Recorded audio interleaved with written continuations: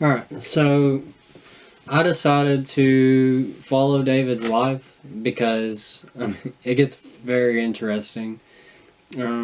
Just the start of him coming into this and as a shepherd's boy with 7 older brothers and only getting to stay around the house and take care of the sheep, do everybody's chores, to what his life becomes. It's mind-blowing. And so I would like to share it, with whoever would like to listen, because I think it's a good story, a good life, a good, picture to follow. So, David has just gone and defeated this giant Goliath. He fought for the Philistines, Goliath did. And if you want to hear the backstory on that, you just have to watch the video I posted right before this. If not, you might be able. So, Saul had a son, and his name was Jonathan. And Saul also had several daughters. Jonathan and David, they were, I would say, about the same age. I don't know exactly, it doesn't say exactly, but here in 1 Samuel 18, chapter 18, that's where we're going to be going over today. It starts off with the son of Saul, Jonathan, and the soul of Jonathan was knit to the soul of David. If I'm looking down because my Bible is right here. And Jonathan loved him as his own. So Saul took him in, and Saul wouldn't let him go home. Saul said, "You're staying with us now. You're part of my family." So Jonathan and David, they made a covenant that they were going to be best friends forever. That no matter what came between them, they were always going to be there for each other. Jonathan literally gave him his shield, his sword, his belt. Jonathan gave David his bow, because David didn't have these things. All David had was a sling. But, that's not all David had. David had God. He had God behind him, and that was the biggest thing that he could have. But Saul and his family and the people that they were around, all they had were possessions, things that they could see, things that they could have and grasp. And, that's cool and that's fine and that's awesome to have. But that's not what life's about, and that's not what David was striving for. David was accepted in the sight of all the people and also in the sight of Saul's servants. Now it had happened when they were coming home, when David was returning from the slaughter of the Philistines, and the women had came out of all the cities of Israel, singing and dancing to meet King Saul. They were singing with tambourines, they had joy in their voices, musical instruments, and the women and children and men of the town, it just says home, of the place, they were just so happy, that they were back, that they won. And the women, they're singing, Saul has slain his thousands, and David his 10,000s. As a king, bringing someone into your family, well, it depends on how your heart is. As a king, bringing someone into your family, that's a big step, because you're a king of, king of what? King of all these people. So all these people know what you're doing, they see where you're going, they pay attention to you because you're the king. Like, who wouldn't? So when these women and children are singing this, Saul's thinking, hold on, they're giving me 1,000, but they're giving David tens of thousands. They're saying he's slaying all these people, but they're not saying I'm slaying all these people. So right there, Saul is building this dislike for David in his heart that, maybe he doesn't see it as it is at the time, but Saul is becoming to hate David just because people are praising him, just because they're not giving Saul the praise that he feels like he deserves. And Saul was very angry, and the saying displeased him, and he said, "They have ascribed to David tens of thousands, and to me they have ascribed only thousands. Now, what more can he have but the kingdom?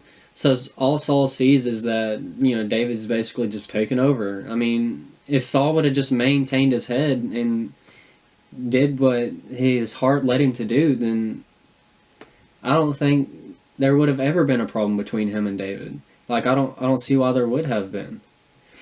So Saul's building up this dislike and this hatred for David.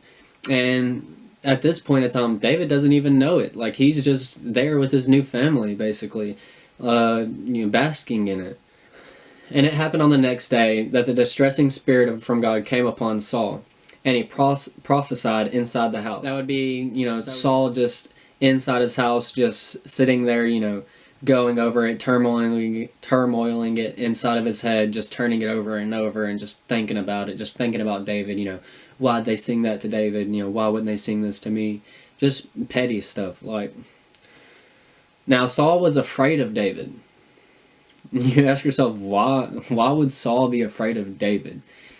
David's just this boy, this shepherd boy that just came out of nowhere, and Saul's a king, a whole king, and he's afraid of this boy.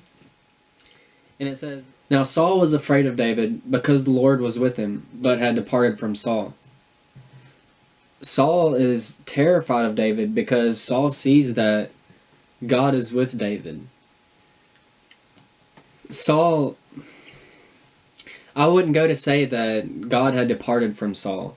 I would say that Saul departed himself from God, because Saul was no longer looking at, the true purpose of his life. He could only focus on David and what David was doing and who said this about David, who said that about David. And so he distanced himself from God and from, all other people, just focusing on a hatred towards this boy. Therefore Saul removed him from his presence and made him a captain over 1,000. So David goes from being shepherd boy to captain over an entire army of Israel, all of Israel armies, to a captain over 1,000 men. So David played music with his hands. Oh, how could I forget this part? So David played music with his hands at other times. So I'm guessing he was very talented. Like, took down a giant, make cities fall in love with you. You can play music. Not only just play music, but play it in front of the king. Like, dang. So, David played music with his hands, as at other times. But there was a spear in Saul's hand. And Saul cast the spear, for he said, I will pin David to the wall. But David escaped his presence twice.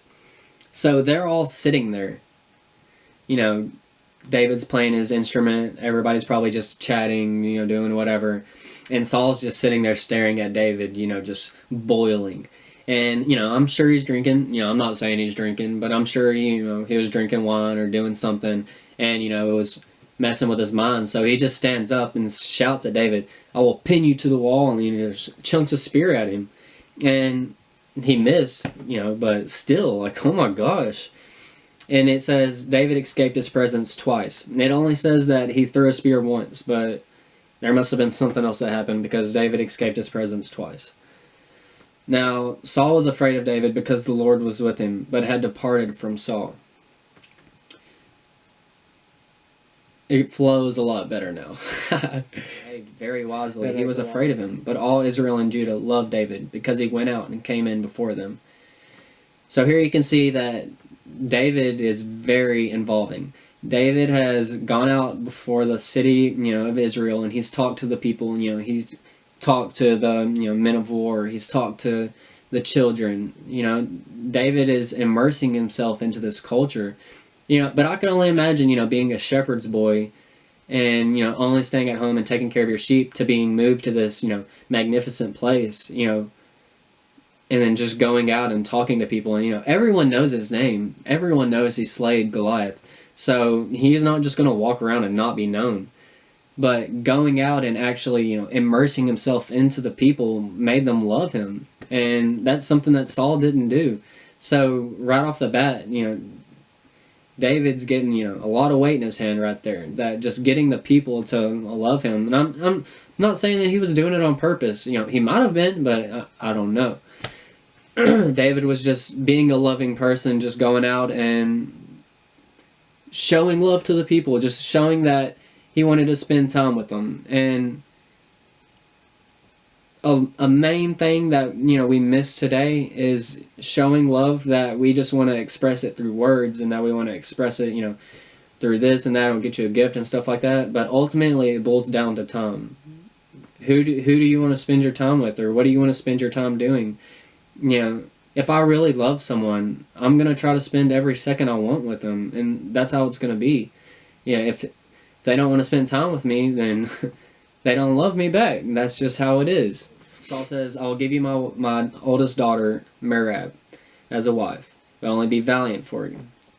So David says to Saul, "Who am I? And what is my life or my father's family in Israel, that I should be son-in-law to the king?" But it happened at the time when Merab, Saul's daughter, should have been given to David, that she was given to Adriel, the Meholthite, as a wife. So Saul thought he could let the other armies destroy David, and Saul thought that he could give his oldest daughter to David to, I guess, push him into the battles. I don't really know what he was thinking there. But David says, "Who am I? I'm just a shepherd boy. I came here from doing 1 feet, and you want me to be your son-in-law? You want me to be into the family? Like, I can't do that." Saul is a very humble, or not Saul, David is a very humble boy. And doing what Saul is asking him to do it's unreasonable. Like, being a son-in-law to the king, back in that day, is outrageous. Like, you are the top dog, if you're in the king's family, no matter what.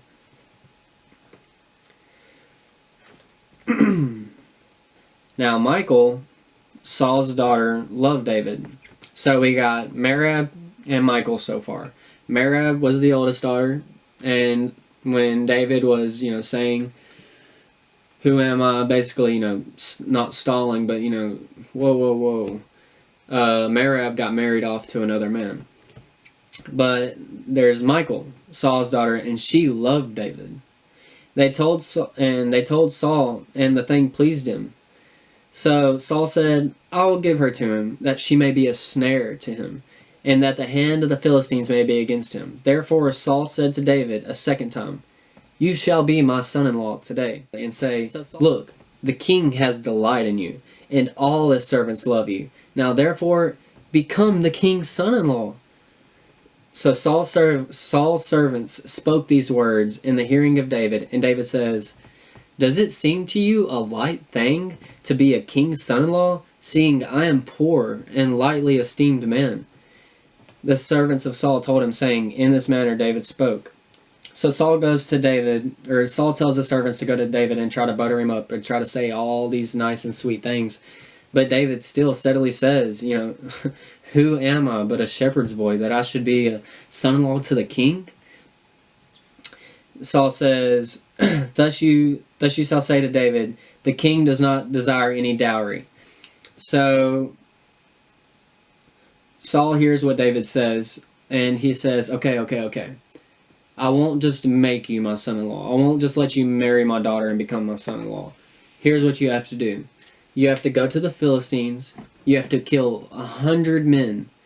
You have to take their foreskins off, cut their foreskins off, and bring them to me. He says, doing this, you'll be take vengeance on the king's enemies, and you'll rise your name to, glory. So Saul sets a price. And David, he was like, okay, I'm not just being given this. I have to go work for it. I have to prove myself, to do this. Back. And Saul's hoping that the Philistines kill David. So when his servants told David these words, it pleased David well to become the king's son-in-law. Now the days had not expired. Therefore David arose and went, he and his men, and he killed 200 men of the Philistines. And David brought their foreskins, and they gave them in full count to the king, that he might become the king's son-in-law. Then Saul gave him Michal, his daughter, as a wife. Excuse me. So David goes out, and not only killing 100, he kills 200 Philistines and brings them back and shows Saul and is like, this is what I've done for you. This is how bad I want, to be your son-in-law. Thus Saul saw and knew that the Lord was with David, and that Michal, Saul's daughter, loved him. And Saul was still more afraid of David. So Saul became David's enemy continually.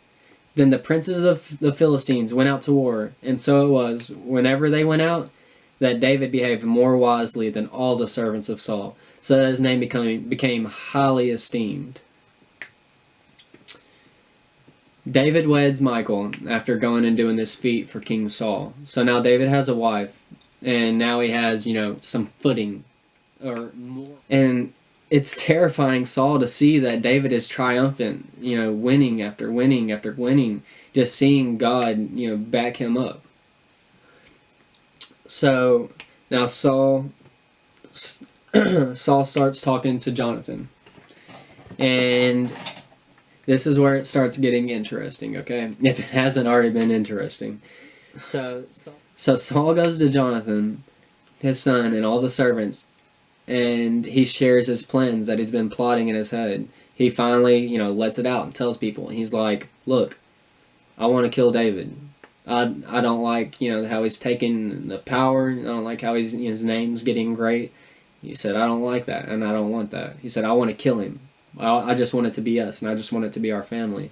So Jonathan, he's being an A1 friend right now. He goes to David, and he tells David, what Saul is planning.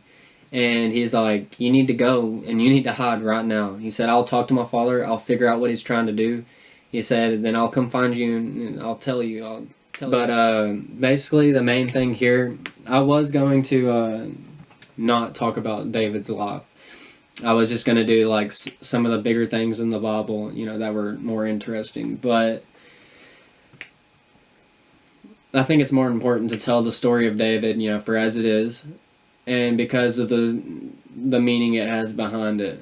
See, the first video I made was facing your giants. And I don't want it to seem like you're only going to have one giant in your life, or that you're only going to have to face one thing in your life and then it's going to be over with. Because that's not how it is. It's far from it. When you beat your giant, when the devil sees that you're standing up to him or that you're walking with God, that's only the beginning. I promise you. There will be battle after battle after battle.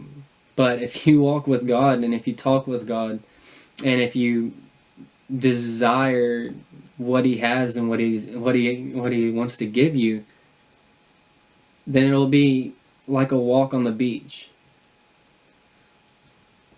Now, when you walk on the beach, your feet get sandy, they get muddy, and you get water splashed on you sometimes. So things are going to happen. Stuff happens. But it's all for a greater plan. Everything happens for a reason. You will have battle after battle, but God's here for you, and God will never give up on you. If you reach out to me and talk to me, I will not give up on you. I will help you fight. I will help you do whatever you have to do. I will pray with you. We can sing hymns together on the phone. I don't care. But just know that it's not a one-time thing. You're going to have to fight, and you're going to have to learn, and you're going to have to grow. And that's what part of it is. Being a Christian is not being meek. Being a Christian is not, being someone who sits in the back or watches the battle unfold in front of them. Being a Christian or loving God means that you want something far greater than what the mass majority sees. And if you have a good walk with God, or if you have a walk with God at all, then you will chase those things and you will desire them and you will put them into action. So mainly my first video was me doing that, facing my giants and trying to put my heart's desire into action. And it's been a battle every day after that. It's so hard for me to stand or sit here in front of a camera and speak, how I feel or what I think, because I'm scared of what people think, or I'm scared of what people are going to say. But ultimately, that doesn't matter. The only thing that matters is your relationship with God and spreading His love so that others can see it. And that's something that you have to fight for.